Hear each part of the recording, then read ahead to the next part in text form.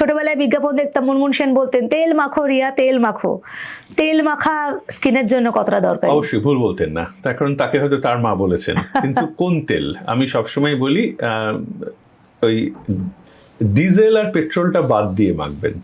আর সর্ষের তেলটা ট্র্যাডিশনালি যখন পাওয়া যেত তখন শেয়াল কাঁটার তেলটাকে সর্ষের তেল বলে চালানো হতো না। আজকাল পিওর সর্ষের তেল পাওয়াটা মুশকিল, তাই জন্য আমরা যেটা বলি, আবার বলছি যে অলিভ অয়েল মাখা মানেই স্ট্যাটাস সিম্বলটা হাই, আর নারকেল তেলটা একটু আস্তে করে গলা করে বলা একদমই না।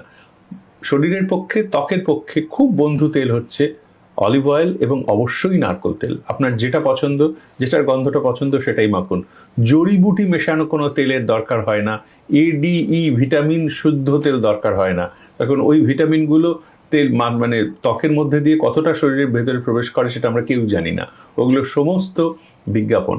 তাই জন্যে অবশ্যই নারকেল তেল মাসাজ করা উচিত, বিশেষ করে শীতকালে স্নানের আগে, আর স্নানের পরে কোনো ময়েশ্চারাইজার দিয়ে সেটাকে লক করে দেওয়া উচিত। সেটা অলিভ অয়েল হতে পারে, সেটা নারকেল তেল হতে পারে।